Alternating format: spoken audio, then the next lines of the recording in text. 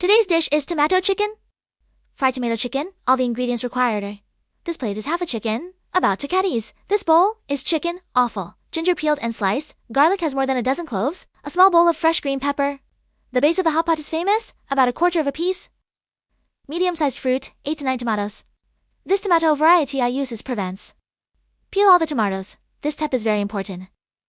Be sure to go. All the tomatoes are cut into chunks. Remove the middle root. Don't! 6 tomatoes are beaten into minced tomatoes.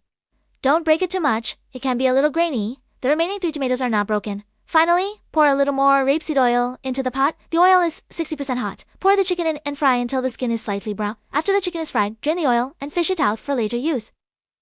Salt the geniouric and pepper and oil in a pan. After the pepper has a fragrance, pour in base of the hot pot and fry until melted. Then pour the chopped tomatoes into the pot and stir fry well. After tomatoes are boiled, pour the chicken in and stir well. Add seasonings and use the amount of salt according to your own taste. Then pour the chicken offal into the pot and stir well. Bring to a boil over high heat and simmer for 30 minutes at minimum. When the time is up, pour all the chunks of tomatoes into the pot. Mix well. Finally, put the spring onion section. Stir fry well and then it can be served in the pot. This dish is chicken with tomatoes. You don't have to add a top of water.